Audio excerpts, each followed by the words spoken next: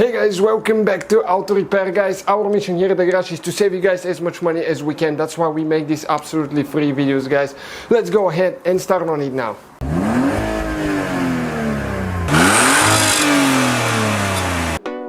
Hey guys, welcome back to the channel, guys. Today we'll show you how to remove and replace air filter on Mercedes W163. We'll be demonstrating on ML320, but the 430, 350 and 500 I think are very close procedure. Other ones in Europe like the diesels and the 4-cylinder might differ slightly.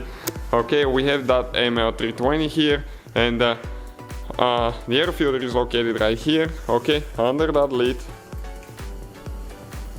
So first we need to remove the lid. In order to do that, guys, there is a couple clips like that we need to release, as you can see, and some are hard to reach. So you just pull them up, okay, like that. Make sure that they're not holding. This one is done. Okay, another one here, there, and there is one that's hard to reach on this side. Okay, let's see. And now we need to do this one, and there is one like that on the bottom side as well. Okay, and now you can go ahead and pull the lid out of there. You just the bottom one probably, okay, it's loose, just like that. Okay guys, that's the air filter now. It looks pretty good. We needed to check because we purchased the vehicle, we don't know how bad it is, so we're gonna pull it out and see what's underneath now. Okay, looks like almost brand new thing. So that's how you guys remove it. You can see just like that. And if you're using MAN, okay, German filters, that's the number, made in Germany, right here.